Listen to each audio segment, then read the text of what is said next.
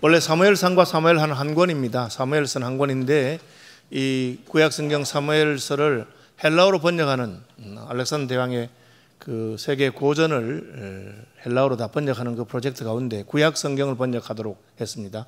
그래서 구약성경 히브리어와 헬라어에 능통한 학자 72명이 이 번역했는데, 그래서 이제 약칭 70인역이라 70명이 번역했습니다. 그래서 구약은 히브리어로 되어 있지만 헬라어로 된 성경도 오래전에 번역한 거기 때문에 BC 2세기 정도에 번역한 거기 때문에 이 책도 굉장히 귀한 책입니다. 그런데 이 헬라어로 번역하면서 사무엘서를 사무엘상과 사무엘하로 나누어서 그렇게 번역했습니다. 그래 딱 번역하고 나누었으니까 책 한 권을 반을 가른 건데, 나눈 부분이 바로 여기 사무엘하 사무엘상인데 사울의 죽음과 관련되어 있습니다. 그래서 사무엘상은 사울 왕의 일대기, 그리고 사울의 죽음으로 끝이 나고, 사무엘하는 사울이 죽은 이후에 다윗이 어떻게 왕위를 이어받아서 다윗 왕가를 세우는가로 되고, 그리고 열왕기상은 솔로몬 왕, 그 다음에 이어지는 열왕기하는 이스라엘 여러 왕들의 이야기가 기록되어 있는 것을 볼 수가 있습니다. 그래서 이 한 사람의 죽음은 그 한 사람의 생애를 정리하는 것이죠.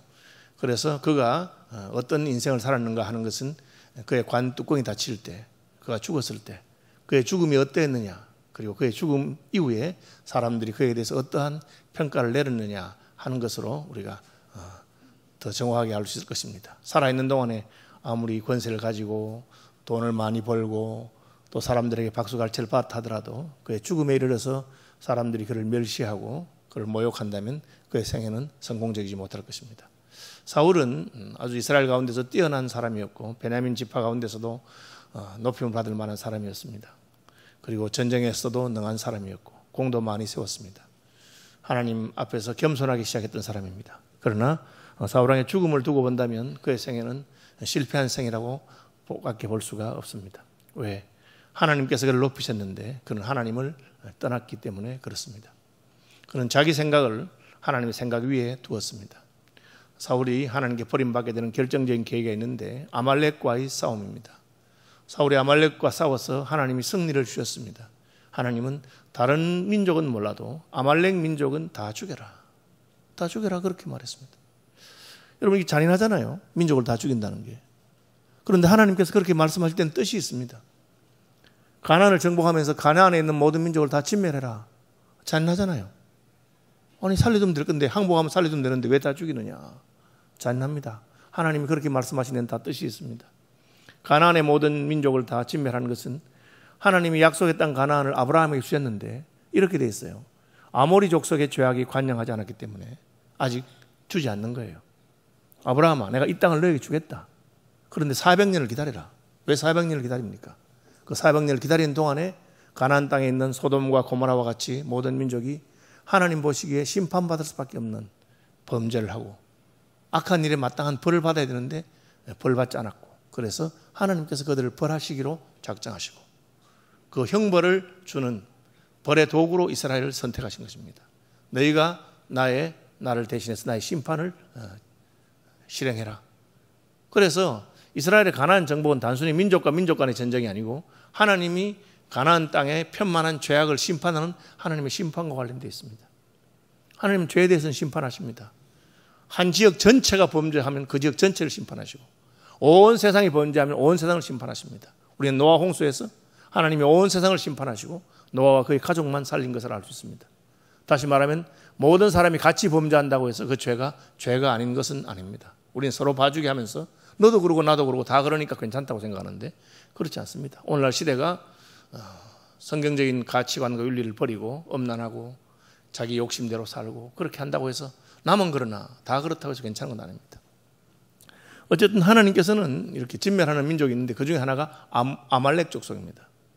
하나님 아말렉을 진멸하라고 했습니다. 그런데 사울왕은 그 말을 듣지 않았습니다. 사울왕이 아말렉과 싸워서 아각 왕을 포로로 잡아왔습니다. 하나님 죽이라고 했는데 그냥 포로로 잡아갔습니다. 왜? 백성들 앞에서 자기가 아말렉의 왕을 잡은 것을 자랑하고 싶었습니다. 하나님께서 모든 노획물을 다 진멸하라 했습니다. 그렇게 하지 않았습니다. 그 중에 좋은 것, 양떼와 소떼 가장 좋은 것은 가져가서 자기가 하려고 했습니다. 사무엘 선지자가 와서 물어봅니다. 다 죽였습니까? 예, 뭐 다 죽인 셈이지요. 그럼 지금 저 양소리하고 염소 소리하고 소리 나는 게 지금 뭡니까? 예, 그거는 하나님한테 바치려고 제가 좋은 것만 따로 골라 뽑아놨습니다. 그렇게 변명할 때 사무엘이 한 말입니다. 순종이 제사보다 낫다. 하나님이 무슨 제사하는 제물을 받으시기로 하느냐? 시킨 대로 왜 하지 않느냐? 하나님께서는 아말렉을 심판하기를 원하시는데 그 심판의 기능을 감당하지 않은 것입니다. 그래서 하나님이 왕을 버렸다. 하나님이 왜 아말렉을 심판하십니까? 우리는 출애굽기에서 이스라엘 백성이 애굽에서 출애굽해서 가나안 땅으로 가는 동안에 광야를 지나야 했습니다. 광야길은 메마르고 또 힘든 길입니다. 광야길을 지나는 동안에 이스라엘 백성들이 지치고 힘들고 피곤할 때 아말렉은 뒤통수를 쳤습니다. 하나님께서 그때 진노하셨습니다. 하나님의 구원 역사를 위해서 하나님이 그들을 애굽에서 불러내시고 약속의 땅으로 가는데 그 뒤에서 공격하는 아말렉에 대해서 저런 민족을 내가 그냥 둘 수 없다. 나는 이제부터 아말렉과 원수가 될 테니까 너희도 아말렉을 진멸하거라. 그렇게 말씀하십니다. 여러분, 세상적으로 문제가 되지 않습니다. 세상적으로는 상대가 약할 때, 문제가 있을 때 그 약점을 이용하고 약점을 가지고 짓밟아서 이익을 취하는 것이 세상 나라와 세상 백성들이 하는 방식입니다. 그러나 하나님의 백성은 그렇게 하면 안 됩니다. 하나님의 백성은 내 원수가 줄일 때 먹이고 목마르면 먹을 것을 주라고, 물을 주라고 그렇게 말씀하십니다. 왜? 그래도 하나님께서 선악간에 판단하시고 하나님의 재판이 있을 것을 우리는 믿기 때문에 그렇게 합니다. 아말렉은 그렇게 하지 않았습니다. 아말렉은 마귀의 가치관, 세상의 가치관, 그것을 보여주는 민족이었습니다. 그래서 하나님은 아말렉을 진멸하라고 말씀하셨고 사울왕은 그 말을 듣지 않았습니다. 오늘 본문에 따르면 사울왕은 아말렉 손에 의해서 죽었다고 되어 있습니다. 물론 이 보고가 사실인지 아닌지 모르지만 참 아이러니컬하죠. 그가 아말렉을 살려두었는데 그의 죽음에 있어서 아말렉 소년이 그를 죽이게 되는 그런 일이 일어납니다. 사실 여부의 관계 참 우리는 역사의 아이러니를 볼 수 있는 것입니다. 사울이 죽은 후에 사울이 죽었습니다. 다윗이 아말렉 사람을 쳐 죽이고 다윗이 아말렉 사람을 왜 쳐 죽입니까? 이것은 다윗의 그 전 스토리를 알면 쉽습니다. 하나님이 사울을 버리고 다윗에게 기름을 부어 왕으로 세웠습니다. 그때부터 그 사실을 알게 된 사울은 다윗을 미워하기 시작했습니다. 그리고 다윗 때문에 자기들의 왕실의 그 왕위 계승이 끊어질까 두려워해서 아들 요나단에게도 다윗을 미워하라고 다윗을 죽여야 된다고 그렇게 말하고 있습니다. 몇 번 죽이려고 했는데 실패했습니다. 다윗의 친구였던 요나단은 아버지가 진짜 다윗을 미워하는지 안 미워하는지를 테스트해 보았습니다. 해보니까 아버지가 죽이려고 하는 걸 알았습니다. 그래서 다윗에게 활을 멀리 쏘면서 다윗이 숨어있는 바위보다 더 멀리 쏘면서 화살이 그 바위 넘어갔으니까 찾아가라 그렇게 말했는데 그게 암호였습니다.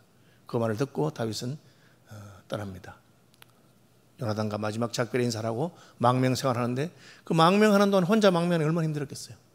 하나님의 은혜로 말미암아 다윗처럼 억울함을 당한 사람, 마음이 상한 자, 원통한 자, 억울한 사람이 다윗에게 모여들기 시작해서 아둘람에서 400명, 그대 600명, 그리고 그의 권속들까지 다윗이 이제 수천을 거느리는 군대의 우두머리가 되는 그런 일이 있었습니다.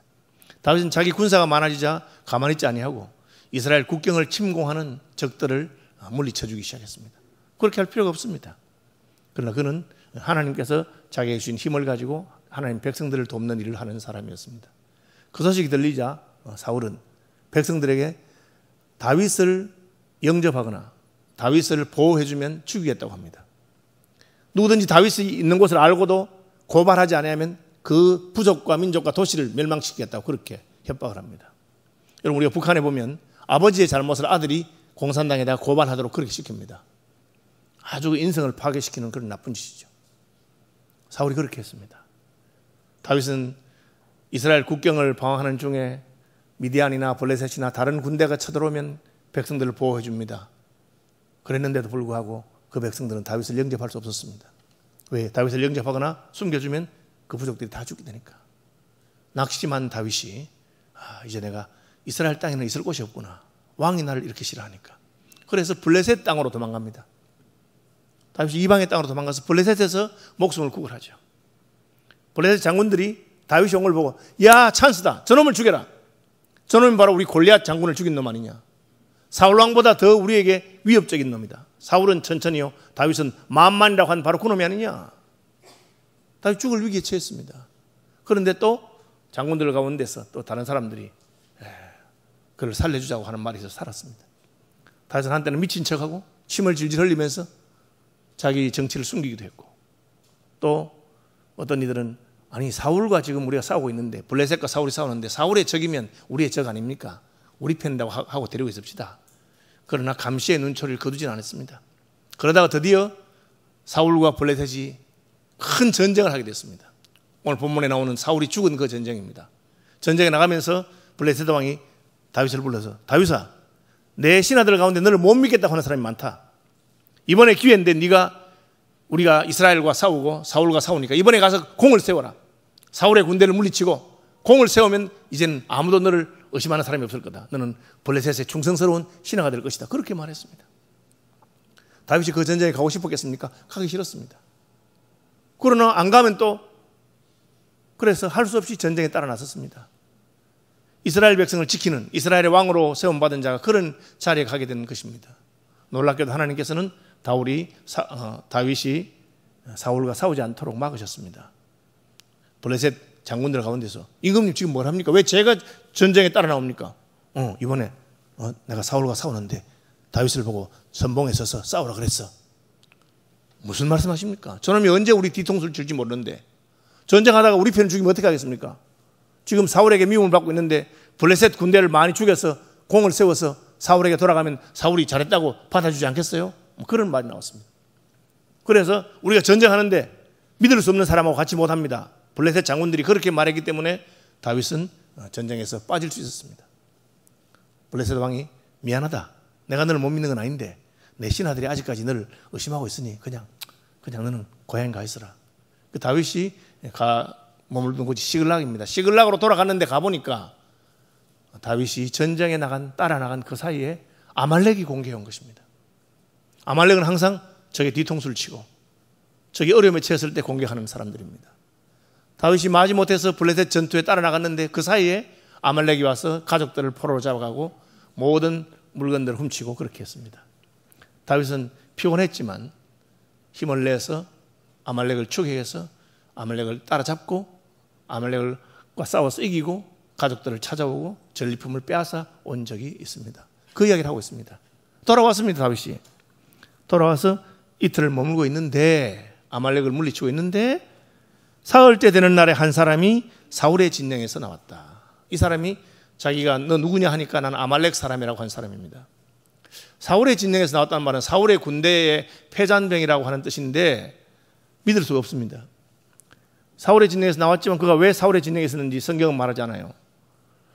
사울왕이 하나님께서 그렇게 싫어하는 아말렉 사람을 자기의 휘하의 군대로, 군사로 사용했다면 그것은 하나님이 싫어하실 일입니다.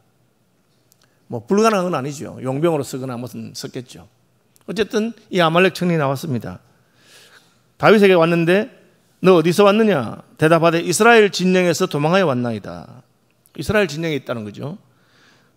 일이 어떻게 되었느냐? 너는 내게 말하라. 그가 대답하되 군사가 전쟁 중에 도망하기도 하였고 무리 가운데 엎드려 죽은 자도 많았고 사울과 그의 아들 요나단도 죽었나이다. 사무엘상 마지막에 보면 사울과 요나단뿐 아니라 요나단의 형제 2명, 사울의 왕자 3명이 같이 죽었습니다. 다시 말하면 4부자가 함께 죽었어요. 그런데 아마 이 아말렉 청년은 어떻게 된지 모르지만 사울과 요나단이 죽었다는 것을 다윗에게 알려주었습니다. 다윗이 네 어떻게 사울과 그 아들 요나단이 죽은 줄 내가 어떻게 아느냐 하니까 그에게 알리는 청년이 이르기를 내가 우연히 길보아 산에 올라가 보니, 길보아 산에 죽었거든요. 그런데 왜 우연히 올라갔을까요?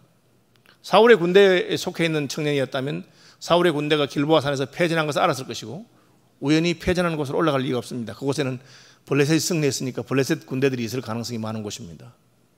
실제로 그렇게 되어 있습니다. 가보니 사울이 자기 창에 기대고 병거와 기병은 그를 급히 따르는데, 블레셋의 병거와 기병이 따른다고 되어 있습니다.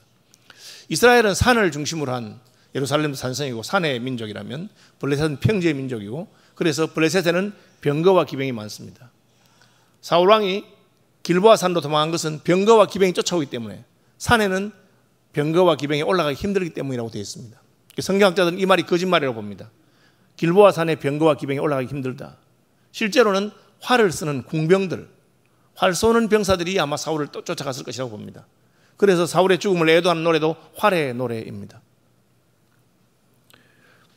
사울이 뒤로 돌아 나를 보고 부르시기를 내가 대답한 적 여기 있나이다 한즉 너는 누구냐 하시기로 내가 그에게 대답하되 나는 아말렉 사람이니이다. 그렇게 말합니다. 저 아말렉 사람인데요, 사울에게. 그러니까 사울이 내가 지금 고통스러우니까 날 죽여달라 그렇게 말합니다. 이것도 이상합니다. 사무엘상에 보면 사울의 죽음의 장면에 있어서 사울이 자기가 부상을 심하게 입어서 살아남지 못할 것을 알고 자기 창을 드는 소년에게, 이스라엘 소년에게 나 좀 죽여달라 그렇게 말합니다. 왜?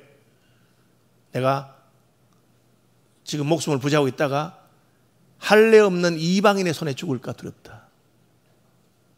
내가 어차피 죽는데 이방인의 손에 죽는다. 할례 없는 자의 손에 죽어서 수치를 당하기를 원치 않으니 네가 나를 죽여달라 했는데 그 소년이 차마 자기 왕을 못 죽이니까 사울이 창으로 자기를 스스로 찔러서 자결했다. 그렇게 되어 있습니다. 이방인의 손에 죽기 싫었는데 아말렉 사람이란 말을 듣고, 그냥 이방인도 아니고 하나님이 가장 싫어하는 이방인 아말렉 사람이란 말을 듣고 너 나 죽여달라 한 게 이상합니다. 그래서 이것은 그냥 그 소년의 주장이에요. 사실일 수도 있고 아닐 수도 있습니다.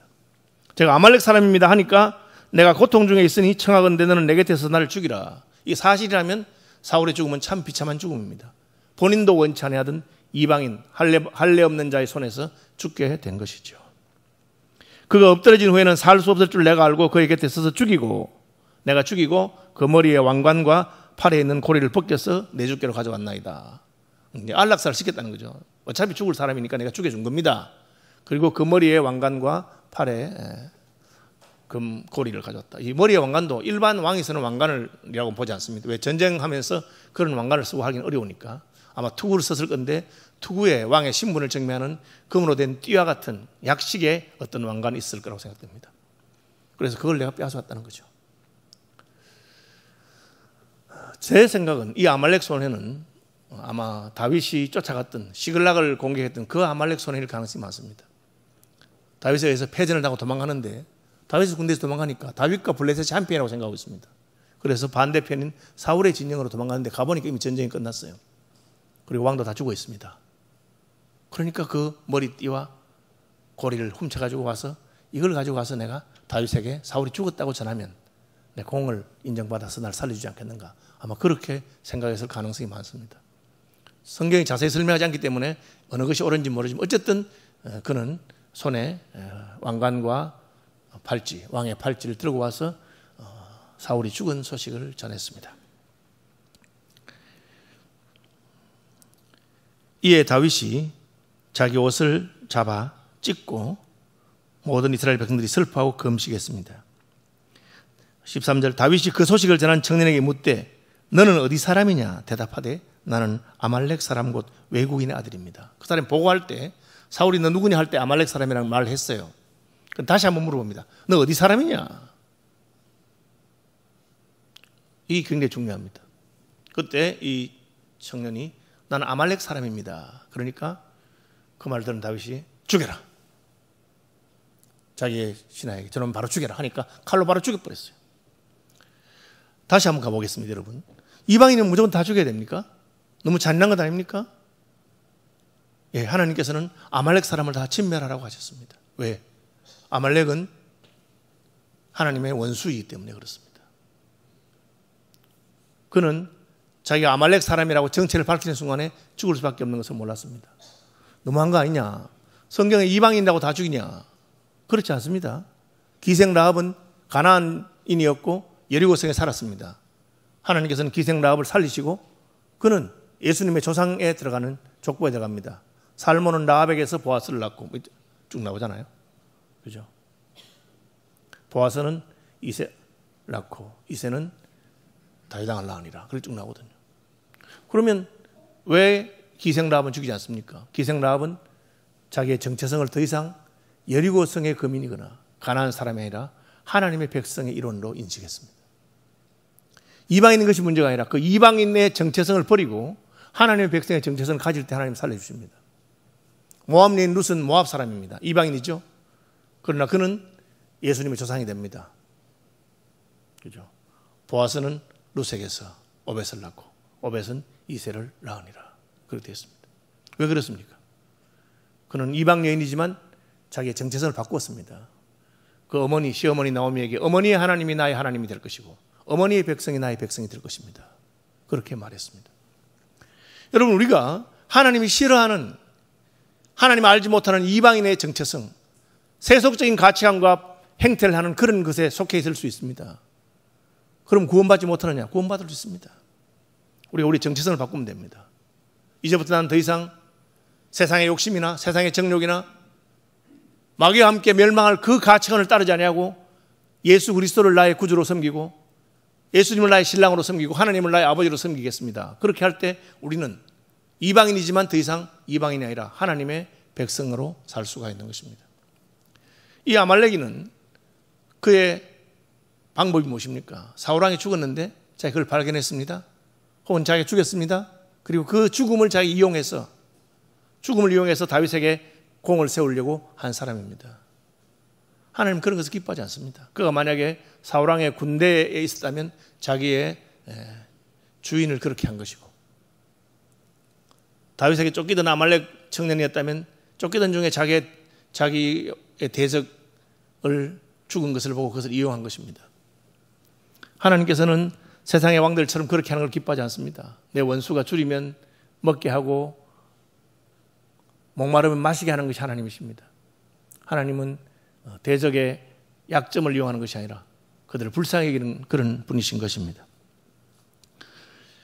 그는 아말렉 사람이었기 때문에 다윗은 그의 보고를 다 믿지 않습니다. 우리의 보고의 중요한 게 뭡니까? 그 보고의 내용이 얼마나 내게 기쁘냐, 좋으냐, 내게 유익하냐가 아닙니다. 그 말을 하는 사람이 누구냐가 더 중요합니다. 오늘날도 무슨 이단이라든지 잘못된 가르침이든지 사람을 꼬일 때 우리에게 속 들어오는 말하는 사람들이 있습니다.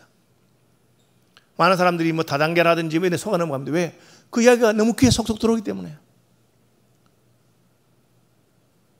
그러나 잊어버린 게 뭡니까? 그 말하는 사람이 누구냐 하는 것입니다. 그 말하는 사람이 과연 믿을 만한 사람인가? 다윗은 아말렉 청년의 말을 듣고 거기에 혹해하지 않았습니다. 왜? 그가 아말렉 사람이기 때문에 그렇습니다. 성경에 보면 아말렉 사람들이 이스라엘을 대적합니다. 에스더서에서 모르드게와 이스라엘 민족을 죽이려고 했던 하만은 아말렉 사람인 아각 왕의 후손이라고 되어 있습니다. 하나님이 아말렉과 여호와는 원수이기 때문에 아말렉을 다 진멸하라고 그렇게 말씀하신 것입니다. 우리는 그의 말을 듣기 전에 그가 누구냐 하는 것을 알아야 됩니다. 왜 우리가 성경 말씀을 귀하게 생각하고 하나님의 복음을 귀하게 생각합니까? 이 말씀하시는 분이 하나님이시기 때문에 그렇습니다. 그분은 우리를 사랑하시는 분이요, 그분은 거짓말하지 않는 분이요, 그분은 자신이 말하는 것에 책임을 지는 분이십니다. 그래서 나 여호와가 말하였느니라, 그 말이 무슨 뜻입니까? 하나님이 말했기 때문에 책임을 진다는 것이죠. 나 여호와가 누굽니까?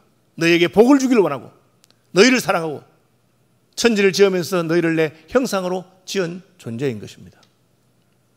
예수께서도 내가 진실로 너희에게 이른다 할 때 그것은 그 말에 예수님은 책임지는 분이라고 하는 것입니다. 하나님 우리의 구원을 위해서 약속하셨고 그것을 책임지기 위해서 자기 아들까지 아끼지 아니하신 그런 분이셨습니다. 아말렉 청년은 자기에게 유익이 된다고 생각한다면 무슨 거짓말을 할 수 있는 사람이고, 만약 그가 사울왕의 군대에 있었다면 자기가 섬기던 왕의 왕관과 팔찌라도 벗겨서 와서 그것을 뇌물로 사용해서 자기의 유익이 되도록 하겠다고 생각하는 사람입니다. 반면에 다윗은 그렇게 하지 않았습니다. 비록 사울이 자기를 괴롭혔지만 그도 이스라엘의 왕이었고 자기는 이스라엘 백성의 정체성을 가진 사람입니다. 자기의 왕이 죽었는데 애통하고 슬퍼할 것이지 그것을 기뻐할 일이 전혀 아닙니다. 아말렉 사람들의 행세대로 했다면 지금이 찬스구나. 사울이 죽었고 죽은 증거를 내게 가져왔으니 내가 이 증거를 가지고 빨리 가서 이스라엘의 왕으로 취임해야 되겠다. 사울이 죽은 것이 확실하고 요나단도 죽었는데 누가 왕이 될 수 있겠습니까? 다윗은 그렇게 하지 않았습니다. 다윗은 하나님께서 자기를 세우실 때까지 기다릴 줄 아는 믿음의 사람이었습니다. 실제로 오늘 본문에 나오지 않지만 그 다음 장 넘어가 보면 아브넬이라고 하는 사울의 군대 장관이 패전했는데 남은 군대를 끌고 가서 이스보셋이라고 하는 사울에 남아있는 아들 가운데 제일 멍청한 아들 하나를 왕으로 세우고 자기 뒤에서 모든 것을 조종하는, 우리로 말하면 고려시대의 무신 정권과 같이 왕은 세웠지만 장군들이 모든 것을 통치하는 그런 정권을 세우고 그것이 7년 반 동안 가게 되는 것을 알 수 있습니다.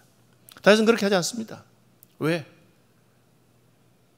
사울 왕이 어려움을 당한다고 해서 그것을 자기의 무슨 권세를 잡는 기회로 삼지 않습니다. 그는 오히려 애통하는 시간을 보내고 백성들에게도 하나님이 세운 왕이 죽었다. 물론 그가 잘못하고 실수도 했지만 그의 죽음은 우리가 기뻐할 일이 아니고 슬퍼할 일이다. 더구나 나의 형, 내가 사랑하던 요나단도 함께 죽었다. 이스라엘 백성들아, 애가를 부르고 애통해라.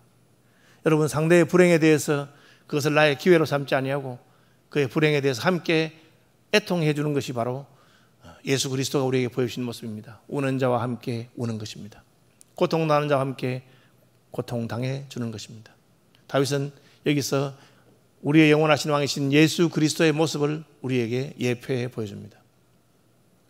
그는 고통당하는 자의 고통을 자기의 고통으로 생각하고 그것을 기회 삼는 아말렉의 그런 행세를 따르지 않은 것입니다. 한마디로 죽여라. 왜? 네 입이 말했기 때문에 죽는다, 그렇게 말합니다. 첫 번째는 그가 아말렉 사람이기 때문에 죽음을 당합니다. 두 번째는 네 입으로 사울왕을 죽였다고 하지 않느냐. 이 말은 사실일 수도 있고 아닐 수도 있습니다. 그러나 하나님은 우리의 입술의 고백을 굉장히 중요하게 생각하시는 분입니다. 마음으로 믿어 의에 이르고 입으로 시인하여 구원에 이르느니라.